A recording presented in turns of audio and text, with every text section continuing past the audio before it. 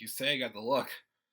Despite me not liking beers, I was too lazy to shave mine off last night. But I got the look compared to the guy standing just right to my left. You're right, guys. What is going on? This is the Club of the Man, 1993, coming at you.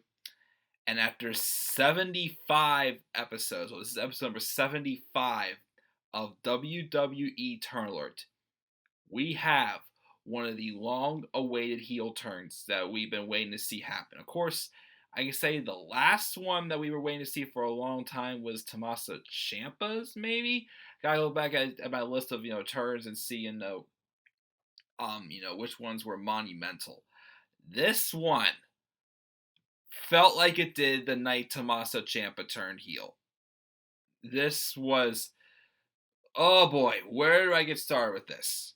So as you guys can see, if you guys watched last episode of Raw, as I said in the first turn alert I recorded today, which is the Braun Strowman one turning face, this episode of Raw, again, I said last night and then too, was an emotional roller coaster ride. Starting off with Roman Reigns announcing that he's been re-diagnosed with leukemia, that he went into remission after being first diagnosed with it 11 years ago, to having his Shield brothers out there supporting him. Seth Rollins in tears. And then they go out there and dedicate their match for the Raw tag titles for their brother Roman, even doing the Shield entrance without Roman. Of course, Rollins is the Intercontinental Champion also. Dean Ambrose comes down. They have the match, and they win the titles. And my thing was I was not expecting this to happen at all if they won the titles. When they won the titles, I'm first thinking, when was the last time someone has been a dual champion twice in their career? Because Rollins also won the U.S. and the WWE World Heavyweight title at SummerSlam in 2015. Now he's both the Intercontinental and Tag Team Champion. I'm like, when's the last time this has happened? All of a sudden, I look up at Dean Ambrose and the Dirty Deeds on Seth Rollins. And Dean starts pounding the mat, acting like, why did I do this? Why am I doing this? I shouldn't be doing this. Why? But then you just see that sudden change of emotion on the face of Dean Ambrose. It's like a monster just opened up inside him big time. And he viciously assaults Seth Rollins, screaming at him, telling Rollins to call him a lunatic, asking if he thinks this is funny, telling him to watch his mouth, saying, you asked for this, you knew this was coming or whatnot. Hitting the dirty deeds on him into the concrete. Literally, Dean Ambrose, you and Tommaso Ciampa need to be best friends now. Like, when Tommaso Ciampa comes to the main roster, I would not mind seeing Dean Ambrose and Tommaso Ciampa being a tag team. They be one kick-ass psycho killer tag team, I would say. Because both their characters now, as heels, match with each other.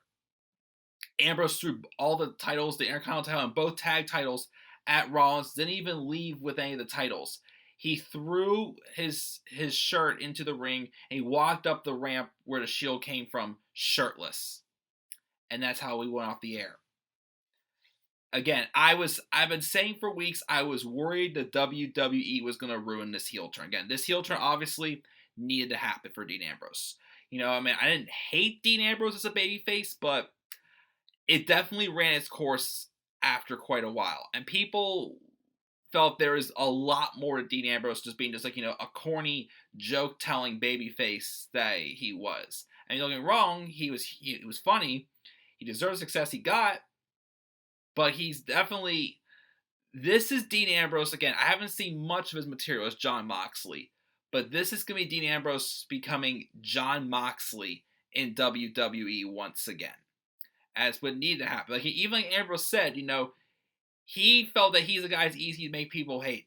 And with the attitude he seems to have, he seems like a guy that would be more suited as a heel and would explode as a heel. Like, as the last man's been saying, when Ambrose finally turns heel, Raw will literally become the Ambrose Asylum. And that's pretty much what we're about to get here. Dean Ambrose, again, just exploded. And again, the fact also, again, even though they were making it kind of obvious he's going to turn for a couple weeks, they fooled me last night. When they won the tag titles, I did not expect Dean to turn. But Dean still turns. So what does this mean?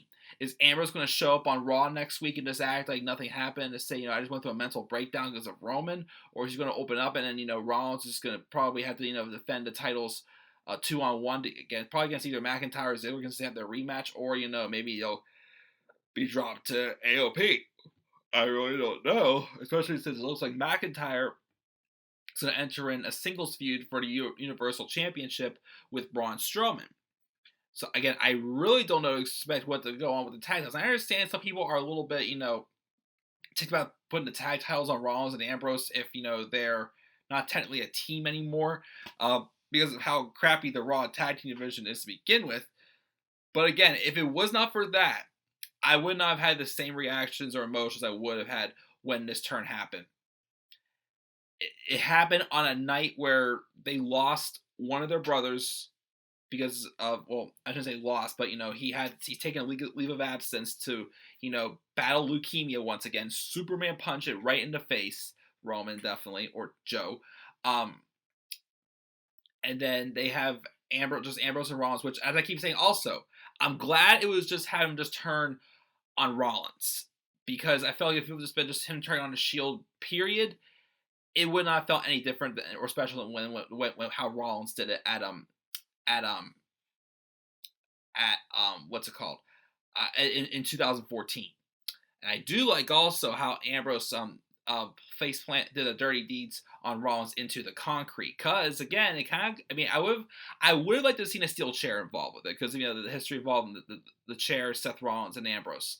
But I do like how Ambrose drove Rollins' head through concrete, because again, you remember back in 2014, Rollins curb stomped Dean Ambrose's head through cinder blocks, and Dean Ambrose never fully got that redemption on him for that. So maybe this was him pulling off that redemption. I think this was a brilliant heel turn.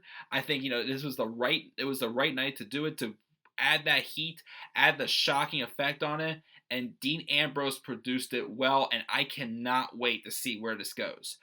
Obviously, these two are going to be involved in a WrestleMania match in some ways. I'd say, here's what I'd say. At World Cup, Ambrose will most likely, Crown Jewel. Ambrose, I think, will most likely cost Rollins his match or his spot in the World Cup. And then I think for Survivor Series, since Raw's going to have a Team Angle versus Team Corbin, Rollins will probably be on Angle's team. Ambrose will probably be on Corbin's team. TLC. We will probably see Rollins and Ambrose for the IC title in a TLC match. They'll probably be in the Royal Rumble. Maybe Elimination Chamber. They'll be in the Elimination Chamber match.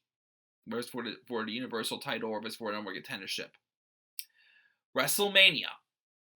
Ambrose and Rollins. 3 stages of hell.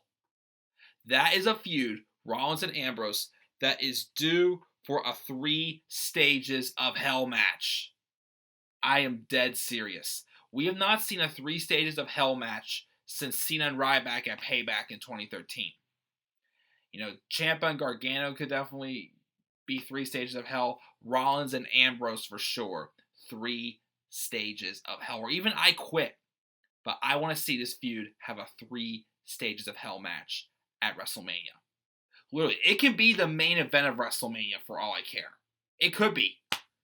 This is going to be a mid-card feud that's going to bring a lot of prestige back to the IC title, because, again, even though Rollins brought a lot of prestige to it, when he was champion over the summer, when he won it back at SummerSlam, he's just been nothing but one of Roman's pound puppies, as my good friend Tian Coupon would say here.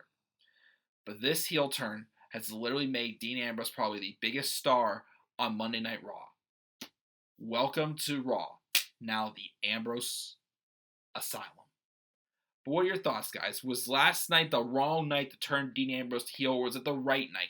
And was this a great idea as well? Of course, it should be. What are your predicted future plans for Dean Ambrose as a heel? Leave us down in the comment section below as always. And be sure as always to click buy, like, and subscribe or comment my channel. Follow me on Twitter at DemandAirBody3. And guys, please stay tuned for more WWE Turn Alert.